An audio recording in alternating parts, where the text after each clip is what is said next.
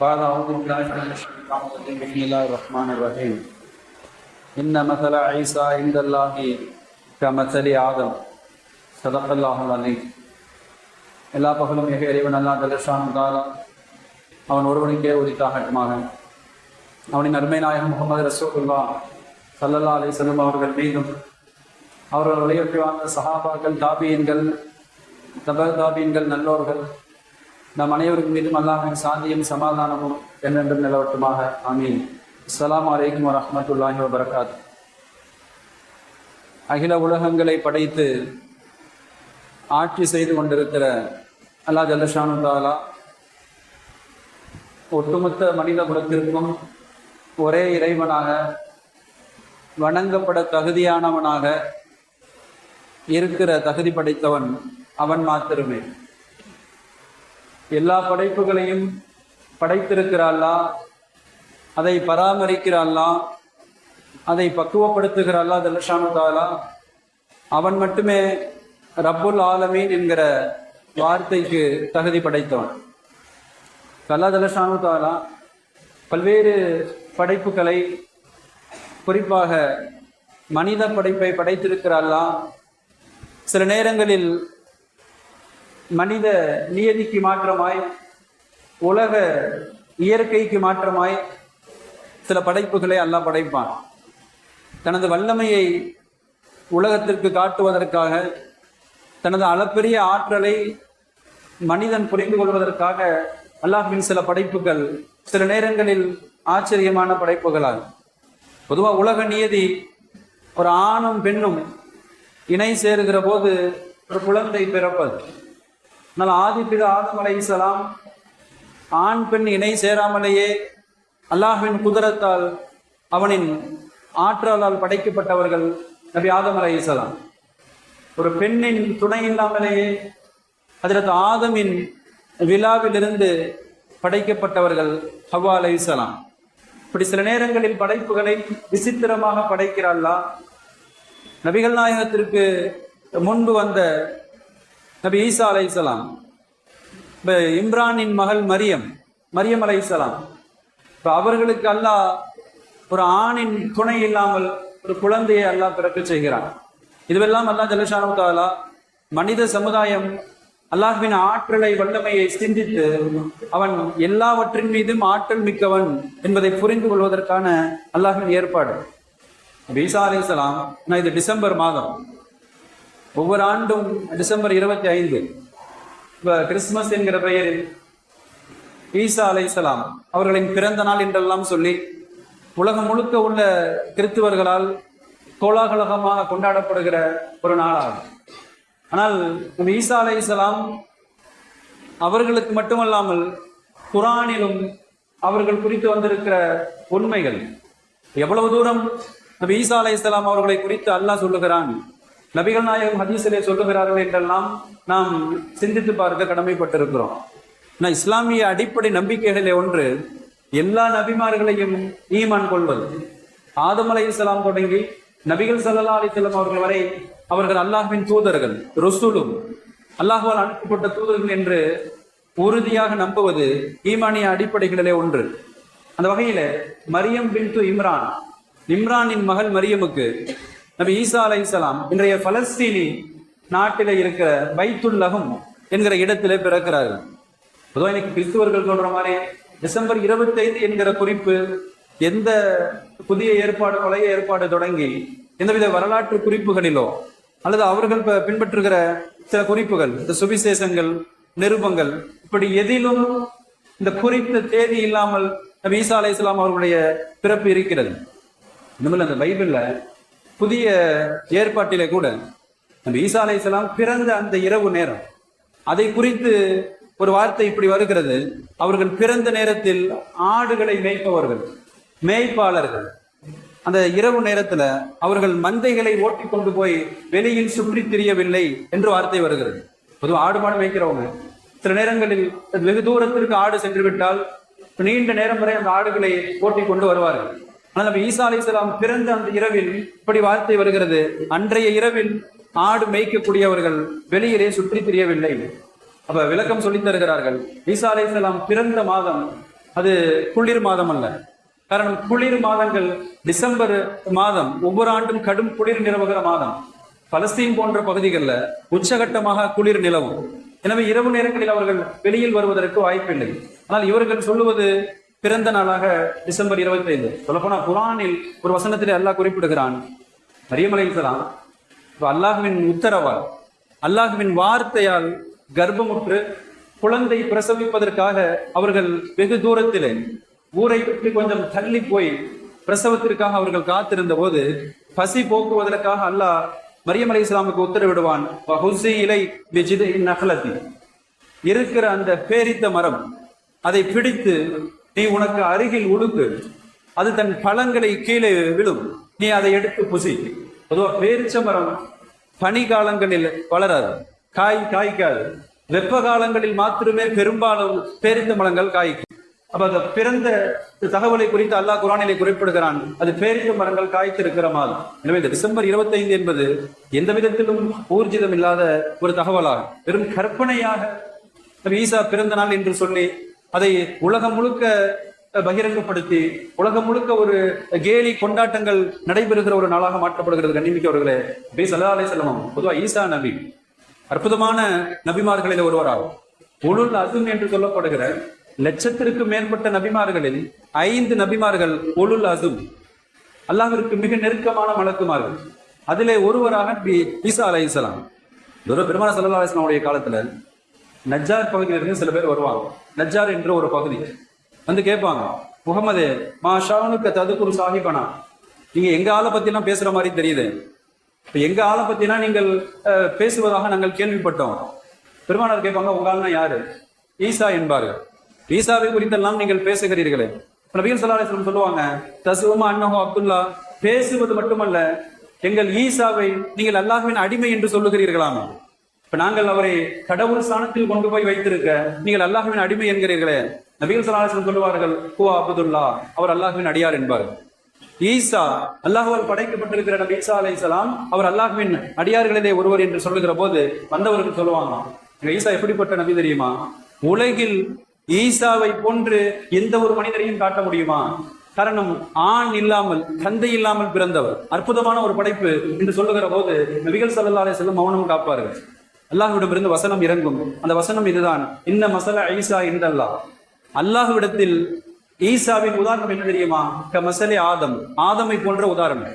எப்படி ஆதமை, ஹஜ்ரத் ஆதம் அலைஹிஸ்ஸலாம் அவர்களை மண்ணால் படைத்து அல்லாஹ் தன் ரூஹால் ஊதி உயிர் கொடுத்தானோ, நபி ஈசாவின் உதாரணம் அதே போன்று என்று அல்லாஹ் அற்புதமாக விளக்கம் சொல்லி தருகிறான். கண்ணிமிக்கவர்களே, யோசித்து பார்க்கிறோம், ஈசா அலைஹிஸ்ஸலாமுடைய பிறப்பு அற்புதமான பிறப்பு. பத்தினித்தனமான பெண் மரியம் அலைஹிஸ்ஸலாம். அல்லாஹ் குர்ஆனிலே சொல்லுகிறான், வல்லத்தி அஹ்ஸனத் ஃபர்ஜஹா, ஒழுக்க நெறியில் உயர்ந்திருக்கிற கற்பொழுக்கம் உள்ள பெண். என்ன, யூதர்கள் மரியம் அலைஹிஸ்ஸலாமை விட்டு வைக்கல. ஒரு ஆண் இல்லாமல் குழந்தை பிறக்கிற போது அவர்கள் மீது அவதூறு குற்றம், விபச்சார குற்றம் சுமத்துகிற அளவிற்கு மிக மோசமான யூதர்கள். அல்லாஹ் தெளிவுபடுத்துகிறான், வல்லத்தி அஹ்ஸனத் ஃபர்ஜஹா, கற்பொழுக்கம் நிறைந்த பெண் மரியம் அலைஹிஸ்ஸலாம். ஃபனஃபஹ்னா ஃபீஹா மிர் ரூஹினா, ஜிப்ரீல் மரியமிடத்திலே வந்து அல்லாஹ்வின் ரூஹில் இருந்து ஊதினார்கள், சட்டை பையில் ஊதுவார்கள். மரியம் அலைஹிஸ்ஸலாம் கர்ப்பமடைவார்கள். மரியம் அலைஹிஸ்ஸலாம் ஈசாவை வயிற்றிலே சுமப்பார்கள். அல்லாஹ் குறிப்பிடுகிறான், வஜஅல்நாஹா வபனஹா ஆயத்தல் லில் ஆலமீன். ஏன் இந்த ஏற்பாடு தெரியுமா? மரியமையும் சரி, பிறந்த குழந்தை ஈசாவையும் சரி, மனித குலத்திற்கு, ஆலமீன் அகில உலகத்திற்கு நான் அத்தாட்சியாக்குகிறேன் என்று அல்லாஹ் குறிப்பிடுகிறான். கண்ணிமிக்கவர்களே, ஈசா அலைஹிஸ்ஸலாம் இவங்க நம்பிட்டு இருக்கிற மாதிரி இன்னைக்கு கடவுள் கொள்கையில இன்னைக்கு முஸ்லீம்களும் பல பேர் ரொம்ப தடுமாற்றத்துல தான் இருக்கிறோம். இஸ்லாத்தை பொறுத்தவரை அகீதா என்கிற கடவுள் கொள்கை, அல்லாஹ் ஒருவன், இப்ப எந்த இணை துணை இல்லாதவன், தனித்தவன், அப்ப ஆட்சி அதிகாரம் அனைத்திற்கும் உரியவன் என்றெல்லாம் சொல்லி அல்லாஹை குறித்து ஆணித்தரமாக நம்ப வேண்டிய நம்பிக்கைகள். ஆனா அந்த கிறிஸ்தவர்களை பொறுத்த வரைக்கும் கடவுள் கொள்கையில் ஏகப்பட்ட குளறுபடிகள், இப்ப இறை கொள்கையில் ஏகப்பட்ட தடுமாற்றங்கள். கண்ணிமிக்கவர்களே, இதுமல்ல பிறந்த ஈசா அலைஹிஸ்ஸலாம் நாம் பிரபலமாக அறிந்திருப்போம், மிக நீண்ட வரலாறு. பிறந்த குழந்தையாக அவர்கள் பேசிய வார்த்தை இன்னே அபதுல்லா, முதல் வார்த்தை, நான் அல்லாஹ்வின் அடியார். ஒரு நபியை கொண்டு போய் இறைவனாக, இறைவனின் குமாரனாக, முக்கடவுள் என்றெல்லாம் சொல்லி கொள்கை குழப்பத்தில் இருக்கிற கிறிஸ்துவர்களுக்கு பிறந்த குழந்தையாக அவர்கள் பேசிய வார்த்தை இன்னே அபதுல்லா, நான் அல்லாஹ்வின் அடிமை. ஆத்தானியல் கிதாப், நான் வளர்ந்ததற்கு பின்னால் அல்லாஹ் எனக்கு இன்ஜில் வேதத்தை தருவான். தொட்டில் குழந்தை நபி ஈசா அலைஹிஸ்ஸலாம் சொன்ன வார்த்தை குர்ஆன் பதிவு செய்கிறது. அப்ப எனக்கு வேதத்தை அல்லாஹ் வழங்குவான். வஜஅலனி நபியா, என்னை நபியாக அனுப்புவான். அப்ப அவர்கள் மனிதர், ஒரு நபி, வேதம் கொடுக்கப்படுகிற ஒரு நபி என்றெல்லாம் சொல்லி அந்த வார்த்தைகள் அவர்கள் பிறந்த நாளில் பேசிய வார்த்தைகள் கண்டிப்பார்களே மட்டுமல்ல, ஏகத்துவத்தை ஈசா அலைஹிஸ்ஸலாம் திரும்ப திரும்ப அந்த மக்களுக்கு சொன்ன உபதேசங்கள். அல்லாஹ் ஒருவன் என்று இன்னைக்கு அவங்களவே கடவுளாக்கிட்டாங்க. ஆனால் அல்லாஹ் ஒருவன் என்று திரும்ப திரும்ப அவர்கள் சொன்ன உபதேசங்களை குர்ஆனில் அல்லாஹ் பதிவு செய்கிறான். இன்னல்லாஹ ரப்பி வ ரப்புக்கும் ஃபஅபுது. யூதர்களை பார்த்து சொன்னார்கள் ஈசா அலைஹிஸ்ஸலாம், நிச்சயமாக அல்லாஹ் என் ரப்பு, உங்கள் ரப்பு, என் ரட்சகனும் அல்லாஹ், உங்கள் ரட்சகனும் அல்லாஹ், ஃபஅபுது, நீங்கள் அவனையே வணங்குங்கள். ஆதா சிராத்துல் முஸ்தகீம், இதுதான் நேரான வழி. ஒரு நபி கொண்டு வந்த ஏகத்துவ போதனையை உதறி தள்ளிவிட்டு அப்ப வந்த தூதரை, இறை தூதரை கொண்டு போய் கடவுள் நிலையில் வைத்து பார்க்கிற மிக மோசமான ஒரு அறியாமை இன்றைக்கு உலகின் பல்வேறு நாடுகளில் நிகழ்கிறது. கண்ணிமிக்கவர்களே, நம்ம ஈசா மட்டுமல்ல, அவர்களின் சீடர்களும் கூட முஸ்லிம்கள். ஈசாவோட கூட இருந்த சீடர்கள். குர்ஆனிலே ஒரு வசனம் இப்படி வருகிறது. எப்ப நபி ஈசா அலைஹிஸ்ஸலாம் நிறைய உபதேசங்களுக்கு பின்னால், ஏகத்துவத்தை, நபித்துவத்தை சொன்னதற்கு பின்னால் யூதர்களில் பெரும்பாலோர் அவர்களை ஏற்க மறுத்தார்களோ, நிராகரித்தார்களோ, இப்ப குஃப்ரை உணர்ந்த போது ஈசா அலைஹிஸ்ஸலாம் சொன்ன வார்த்தை, மன் அன்சாரி இலல்லாஹ், அல்லாஹ்விற்காக எனக்கு உதவி செய்பவர் யார்? நான் இந்த அழைப்பு பணியில் அல்லாஹ்வின் பக்கம் அழைப்பதற்காக நிற்கிறேன், எனக்கு உதவி செய்பவர் என்று கேட்டபோது சீடர்கள் சொன்ன வார்த்தை, நஹ்னு அன்சாரு மினல்லாஹ், நாங்கள் அல்லாஹ்விற்காக உதவி செய்கிறோம். அடுத்து சொன்ன வார்த்தை என்ன தெரியுமா? ஆமன்னா பில்லாஹ், நாங்கள் அல்லாஹ்வை ஈமான் கொண்டிருக்கிறோம். இப்ப ஈசாவுடன் இருந்த சீடர்கள் சொல்லுகிறார்கள், நாங்கள் அல்லாஹ்வை ஈமான் கொண்டோம். வஅஷ்ஹது பி அன்னா முஸ்லிமூன், நாங்கள் முஸ்லிம் என்பதற்கு நீங்கள் சாட்சியாக இருங்கள். இப்ப எந்த சந்தர்ப்பத்திலும் நபி ஈசாவை கொண்டு போய் கடவுளாக வைப்பதற்கோ அல்லது கடவுளின் மகன் என்று சொல்வதற்கோ அனுமதி இல்லை. கண்ணிமிக்கவர்களே, மட்டுமல்ல, அல்லாஹ் ஒரு வசனத்துல குறிப்பிடுறான், யார் அப்படி நபி ஈசா அலைஹிஸ்ஸலாம் அவங்கள கடவுளின் குமாரர் என்று சொல்லுகிறார்களோ, கடவுளின் மகன் என்று சொல்லுகிறார்களோ, அவர்கள் காஃபிர் என்று அல்லாஹ் குறிப்பிடுகிறான். அந்த வசனம் இப்படி வருகிறது, லகத் கஃபரல்லதீன காலு இன்னல்லாஹ ஹுவல் மஸீஹ் இப்னு மரியம். இப்ப மரியமின் மகன் ஈசா, அவர் கடவுளின் மகன், கடவுளின் குமாரர் என்று சொல்லுகிறார்களோ, அவர் அல்லாஹ்வை நிராகரித்தவர், அவர் காஃபிர் என்று அல்லாஹ் தெளிவாக அறிவிக்கிறான். கண்ணிமிக்கவர்களே, சொல்லிட்டு அல்லாஹ் சொல்லுவான், குல் ஃபமை யம்லிகு மினல்லாஹி ஷைஆ. இப்ப எந்த ஈசாவை கடவுளாக சொல்லுகிறார்களோ, அந்த ஈசாவையும், ஈசாவின் தாய் மரியம் அலைஹிஸ்ஸலாம் அவர்களையும், வலி ஜமீஇல் முஃமினீன், ஒட்டுமொத்த உலகில் உள்ள மனிதர்களையும் அல்லாஹ் அழிக்க நாடினால் அதை தடுத்து நிறுத்துபவர் யார் என்று அல்லாஹ் கேட்கிறான். இப்ப முடிவு செய்கிற அதிகாரம் அல்லாஹ்வுடையது, படைக்கிற அதிகாரம் அல்லாஹ். ஒட்டுமொத்த உலகையும் கட்டுப்பாட்டில் வைத்திருப்பவன் அல்லாஹ். இறைவனாக இருக்க தகுதி படைத்தவன் அல்லாஹ் ஜல்லஷானு தஆலா ஒருவன் மாத்திரமே. அந்த அல்லாஹ்வை விட்டுட்டு ஒரு நபியை கொண்டு வந்து கடவுள் நிலைக்கு வைக்கிற போது அல்லாஹ் வன்மையாக சொல்லுகிறான், நான் ஒட்டுமொத்த மனித குலத்தையும் அழித்தால், அவர்கள் கடவுளாக வணங்குகிற ஈசாவையும் மரியமையும் அழித்தால் தடுத்து நிறுத்துபவர் யார் என்று அல்லாஹ் சவால் விடுகிறார். கண்ணிமிக்கவர்களே, அவன் யோசித்து பார்க்கிறோம். மட்டுமல்ல, யூதர்கள் அவங்க பங்குக்கு வகாலத்தில் யஹூது உஸைர் இப்னுல்லாஹ், நபி உஸைரை அல்லாஹ்வின் மகன் என்று கொண்டு வந்தார்கள். இப்ப அல்லாஹ் கூட எவ்வளவு ஷிர்க். உஸைரை அல்லாஹ்வின் மகன், கிறிஸ்துவர்கள் ஈசா நபி அல்லாஹ்வின் மகன் என்று அல்லாஹ் குறிப்பிடுகிறான். காத்தலகமுல்லா, அல்லாஹ் அவர்களை அழித்தே தீருவான். இப்ப உச்சகட்டமாக அல்லாஹ்வின் கோபத்தை தூண்டுகிற ஒரு பெரும்பாவம் அல்லாஹ்வோடு இணை வைப்பது, அவனுக்கு கொண்டு போய் குழந்தை உண்டு என்று சொல்லுவது, அல்லாஹ்விற்கு பிள்ளை உண்டு, மனைவி உண்டு என்று சொல்லுவது. கண்ணிமிக்கவர்களே, யூதர்களில் இன்னொரு மிக மோசமான ஒரு கொள்கை என்னன்னு சொன்னா திரித்துவம். கொள்கையிலே ரொம்ப குழப்பமான ஒரு கொள்கை. கேட்கிறப்பயும் நமக்கு தலை சுற்றும். திரித்துவம் கடவுள் கொள்கை. இதெல்லாம் கொண்டு சொன்னா ஒன்றில் மூன்றும் ஒன்று என்ற ஒரு கொள்கை. இந்த அளவுக்கு அப்படின்னு சொன்னா, இப்ப அவங்க சொல்றாங்க இறை தன்மையில் கடவுள் ஒருவராம். இப்ப கடவுள் தன்மையில் ஒருவர், ஆனால் மனித தன்மையில் கடவுள் மூன்று நபராக, தந்தையாக, மகனாக, பரிசுத்த ஆவியாக. இப்ப கடவுளை மூன்று நபர்களாக ஏற்றுக்கொள்கிற மிக மோசமான ஒரு கொள்கை கிறிஸ்தவர்களின் கொள்கை. கண்டிப்பிக்கவர்களே, அல்லாஹ் அதையும் கண்டிக்கிறான். லகத் கஃபரல்லதீன காலு இன்னல்லாஹ ஸலாஸா. யார் அல்லாஹ் மூன்றுவரில் ஒருவர் என்று சொல்லுகிறார்களோ, மூன்று கடவுளில் அல்லாஹ் ஒருவர் என்று யார் சொல்லுகிறார்களோ அவர் காஃபிர், அவர் அல்லாஹ்வை நிராகரித்து விட்டார். வமாமின் இலாஹின் இல்லா இலாஹு வாஹித், வணக்கத்திற்கு தகுதியானவன் அல்லாஹ்வை தவிர வேறு எந்த இறைவனும் இல்லை. இந்த வார்த்தையிலிருந்து அவர்கள் விலகாவிட்டால் கஃபரு மின்ஹும் அதாபுன் அலீம், இந்த காஃபிர்களுக்கு நோவினை தருகிற வேதனை காத்திருக்கிறது என்று அல்லாஹ் குறிப்பிடுகிறான். கண்டிப்பார்களே, யோசித்து பார்க்கிறோம். கடவுள் என்கிறது ஒன்னே ஒண்ணுதான், அல்லாஹ்வை தவிர வேறு யாரும் இல்லை. இவர்கள் சொல்ற மாதிரி கடவுளுக்கு பிள்ளைகளோ அல்லது 3 நபர்களில் அல்லாஹும் ஒருவராக, இது போன்றெல்லாம் கொள்கை குழப்பங்கள் இருக்கிறது கண்ணிமிக்கவர்களே. மட்டுமல்ல, இஸ்லாமத்தை பொறுத்த வரைக்கும் கடவுள் தன்மையில எவ்வளவு தெளிவான வழிகாட்டுதல். நாம் பிரபலமாக ஓதுகிற சூரத்துல் இக்லாஸ், லம் எலிது வலம் யூலத், அல்லாஹ் ஒரே வார்த்தையில் அற்புதமாக சொல்லுகிறான். இறைவன் எப்படிப்பட்டவன் தெரியுமா? லம் எலித், அவனுக்கு குழந்தைகள் இல்லை, அவன் யாரையும் பெற்றெடுக்கவில்லை. வலம் யூலத், அவனையும் யாரும் பெற்றெடுக்கவில்லை. அப்ப அல்லாஹ்விற்கு தாய் தந்தை இல்லை, முன்னோர்கள் இல்லை, அவனை பெற்றெடுத்தவர்களும் யாரும் இல்லை, அவனும் யாரை பெற்றெடுக்கவில்லை, அவனுக்கும் குழந்தைகள் இல்லை, அவன் தனித்தவன் என்று அல்லாஹ் அற்புதமாக பதிவு செய்து தருகிறான் கண்டிப்பார்களே. ஆனால் இந்த கிறிஸ்தவர்கள் சொல்ற மாதிரி வகாலுத்த ஹதர் ரஹ்மான் வலதா, அல்லாஹ் ஒரு குழந்தையை தத்தெடுத்துக் கொண்டான், அவர்கள் சொல்லுகிற வார்த்தை. இதை குறித்து அல்லாஹ் குறிப்பிடுகிறான், லக்கத் ஜீவித்தும் ஷைஅன் இதா, இவர்கள் சொல்லுகிற வார்த்தை அபாண்டமான ஒரு பழிச்சொல் அல்லாஹ்வின் மீது என்று அல்லாஹ் குறிப்பிடுகிறான். இன்னொரு வசனத்தில் அல்லாஹ் இப்படி சொல்றான், அல்லாஹ்விற்கு ஒரு குழந்தை உண்டு, அல்லாஹ்விற்கு ஒரு மகன் உண்டு என்று சொல்லுகிற வார்த்தையை அல்லாஹ் இப்படி வன்மையாக கண்டிக்கிறான். இந்த வார்த்தை எத்துணை அபாயகரமான வார்த்தை தெரியுமா? தகாது சமாவாத் யதஃபத்தர்னு மின், இந்த வார்த்தையால் வானம் அப்படியே பிளந்து விட நடுங்குகிறது. தன்ஷக்குல் அருள், பூமி பிளந்து விட நினைக்கிறது. தஹீருல் ஜிபாலு ஹத்தா, மலைகள் ஒன்றோடு ஒன்று சரிந்து விட துடிக்கிறது. அல்லாஹ்விற்கு குழந்தை உண்டு, மகன் உண்டு என்று சொல்லுகிற வார்த்தை சாதாரண வார்த்தை அல்ல.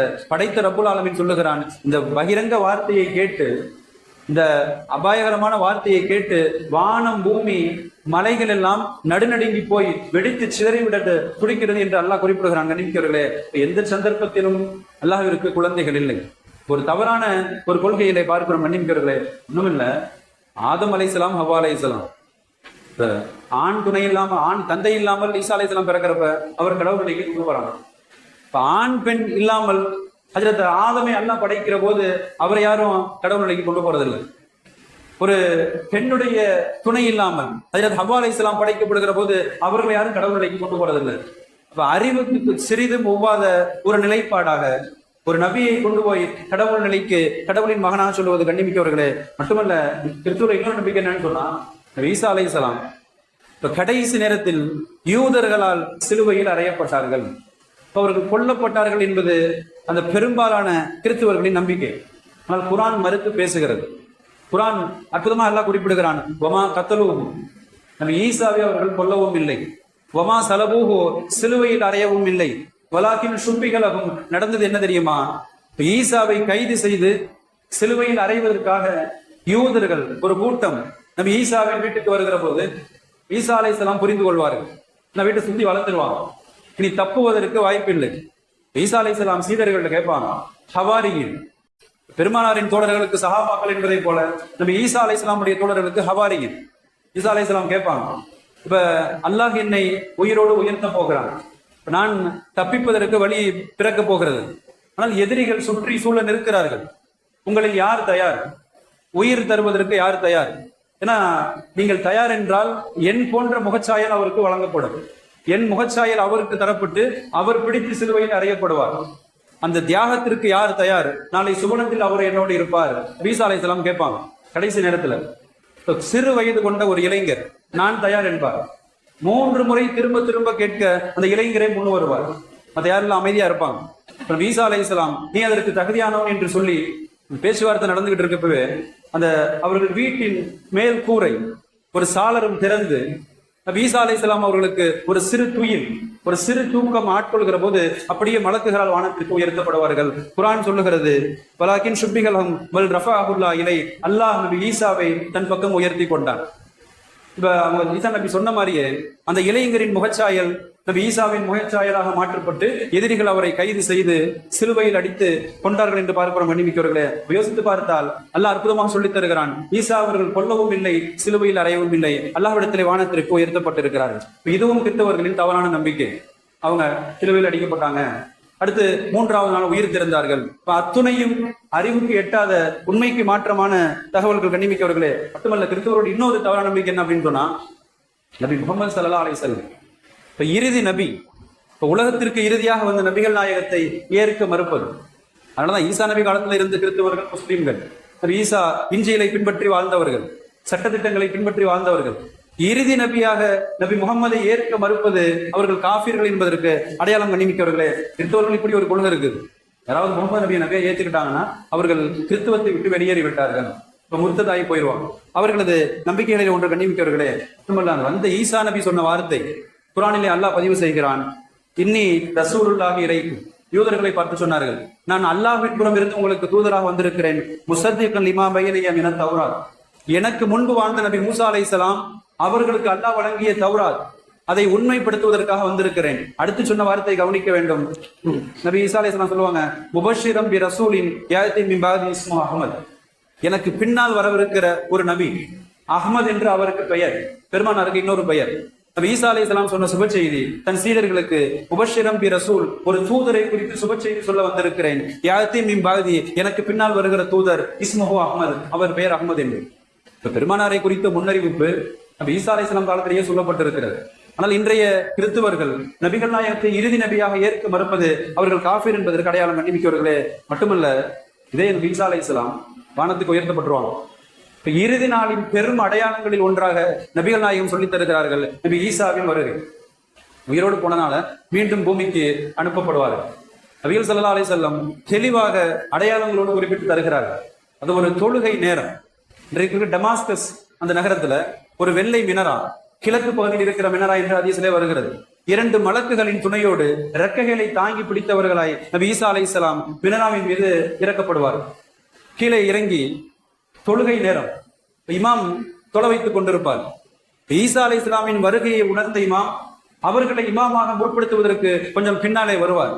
ஈசா அலைஹிஸ்ஸலாம் சொல்லுவார்களாம், நான் வந்திருப்பது நபியாக அல்ல, என் ஷரியத் முடிந்து விட்டது, இப்ப இன்ஜீலோடு என் காலம் முடிந்து விட்டது, நான் வந்திருப்பது நபிகள் நாயகத்தின் உம்மத்தில் ஒருவராக குர்ஆனையும் ஹதீஸையும் கொண்டு உங்களை வழிநடத்துவதற்காக வந்திருக்கிறேன் என்று சொல்லி அந்த இமாமையை அவர்கள் இமாம செய்ய வைப்பார்கள். மன்னிமிக்கவர்களே. மட்டுமல்ல, ஈசா அலைஹிஸ்ஸலாம் வந்ததுக்கு அப்புறம் இன்றைக்கு இருக்கிற யூதர்கள் கிறிஸ்தவர்கள் பெரும்பாலோர்கள் இஸ்லாத்தில் இணைவார்கள். ஒரு வசனத்தில் அல்லாஹ் குறிப்பிடுகிறான், வஇன்ன மின் அஹ்லில் கிதாப், முன்னால் வேதம் வழங்கப்பட்டிருக்கிற யூதர்கள் கிறிஸ்தவர்கள் இல்லா லா யுமினன பிஹி கப்ல மௌதி, ஈசா அலைஹிஸ்ஸலாம் வருகைக்கு பின்னால் சில வருடங்கள் வாழ்ந்து நபி ஈசா அலைஹிஸ்ஸலாம் மனம் முடித்து குழந்தைகள் பெற்று உலகத்திலே மரணிப்பார்கள். ஏன்னா அவங்க நிக்கா முடிக்காம தான் உயர்த்தப்பட்டிருக்காங்க.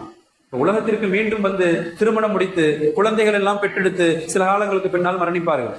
அப்ப அவர்கள் மரணிப்பதற்கு முன்னால் வேதக்காரர்கள் பெரும்பாலோர் இஸ்லாத்தை ஏற்பார்கள் என்று அல்லாஹ் குறிப்பிடுகிறான். நியமிக்கிறவர்களே, யௌமல் கியாமா, நாள் மறுமை நாள்ல இவ்வளவு அத்தாட்சிகளை பார்த்ததற்கு பிறகும், நபி ஈசாவை கண்கொண்டு பார்த்ததற்கு பிறகும் யார் ஈமான் கொள்ளவில்லையோ, யகூனு அலைஹிம் ஷஹீதா, மறுமையில் நபி ஈசா அலைஹிஸ்ஸலாம் அவர்களுக்கு எதிர் சாட்சியாக நிற்பார்கள் அல்லாஹ்விடத்தில்.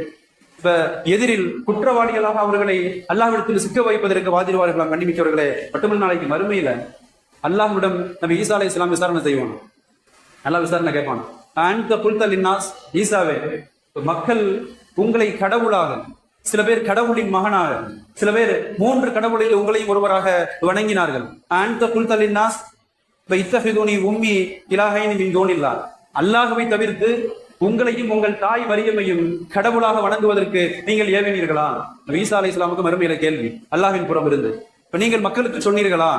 நபி ஈசா அலைஹிஸ்ஸலாம் அற்புதமாக சொல்லுவார்கள், சுப்ஹானக், யா அல்லாஹ், நீ பரிசுத்தமானவன், நீ எந்த குறையும் இல்லாதவன்.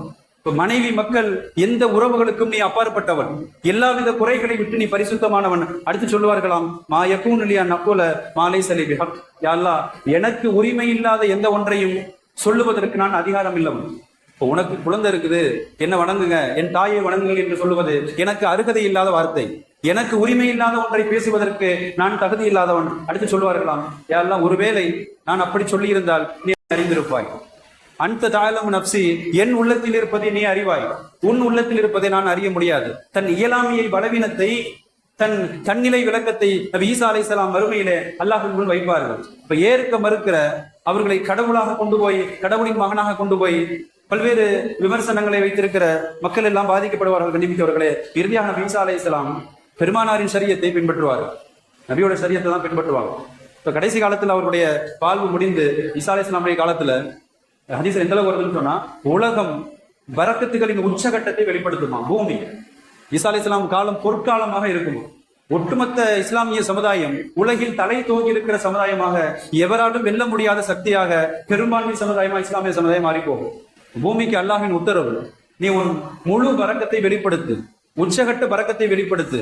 ஹதீஸிலே வருகிறது, ஒரு மாதுளம்பழம், ஒரு மாதுளம்பழத்தின் அளவு, ஒரு மாதுளம்பழம் 10 நபர்கள் உண்ணுகிற அளவிற்கு மிகப்பெரிய அளவு. அதனுடைய மாதுளம்பழத்துடைய தோல் அதை விரித்தால் 10 நபர்கள் மலைக்கு குடையாக அதில் ஒதுங்கலாம். இந்த அளவிற்கு பூமி முழு பரக்கத்தை வெளிப்படுத்துமா மன்னிமிக்கவர்களே. நிம்மதி மகிழ்ச்சியும் நிரம்பி இருக்கிற காலமாக ஈசா அலைஹிஸ்ஸலாமுடைய காலம் நிரம்பி இருக்கும். அவர்கள் காலம் முடிந்து வஃபாத் ஆனதற்கு பின்னால் நபிகள் ஸல்லல்லாஹு அலைஹி வஸல்லம் அவங்க காலத்திலேயே சொல்லியிருக்கிறாங்க. ஈசா அலைஹிஸ்ஸலாம் வந்து வாழ்ந்து மரணிச்சதுக்கு அப்புறம் பெருமான ஹயாத்திலேயே சொல்லுவாங்க, நான் எந்த இடத்தில் அடக்கப்படுகிறேனோ எனக்கு அருகில் என் சகோதரர் ஈசா அடக்கப்படுவார். ஈசா அலைஹிஸ்ஸலாம் அடக்கப்படுற இடமும் பெருமானார் குறித்து சொல்லியிருக்கிறாங்க. மட்டுமல்ல, அவர்கள் மிக பிரதான பணியாக நபி ஈசா அலைஹிஸ்ஸலாம் உலகில் இறங்கிய நாள் முதல் அவர்கள் தொடர்ந்து தஜ்ஜாலை தேடிக் கொண்டிருப்பார்கள். தஜ்ஜாலை கொன்றொழிக்கிற, அவனை அழித்தொழிக்கிற பணி நபி ஈசாவின் முதன்மையான பணி. தொடர்ந்து தேடி தேடி உலகம் முழுக்க பெரும் குழப்பத்தை ஏற்படுத்தி பெரும்பாலான மக்களை தான் கடவுள் என்று நம்ப வைத்து ஈமானை பறிக்கிற மிக பெரும் குழப்ப சக்தியான தஜ்ஜால் பெரும்பாலும் யாரும் தப்பிக்க முடியாது. அந்த அளவுக்கு கடும் சோதனையா இருக்கு தஜ்ஜாலுடைய காலம். எத்துணை பெரும் ஈமானியம் கூட ஈமான் பலவீனப்பட்டோம். ஏன்னா பல வருடங்கள் அல்லாஹ் மழையை தடுத்து நிறுத்தி உண்ணுவதற்கு உணவில்லாமல், குடிப்பதற்கு தண்ணீர் இல்லாமல் நல்லா சோதிப்பான். பசி பட்டினி, பல நாள் பட்டினி அல்ல, மாதம் வருட கணக்கில் பட்டினி. ஆனால் தஜ்ஜாலிடத்துல உணவு, ரொட்டிகள் மலை போன்று அடுக்கி வைக்கப்பட்டிருக்கும். அவனிடத்தில் செயற்கையாக ஒரு ஆறு ஓடிக்கொண்டிருக்கும். அவனை கடவுளாக ஏற்றால், இறைவனாக நம்பினால் உணவும் தண்ணீரும் தருவான். ஏற்க மறுத்தால் நீ அப்படியே பசியால் இறந்து போய் என்று சொல்லி விட்டு விடுவான்.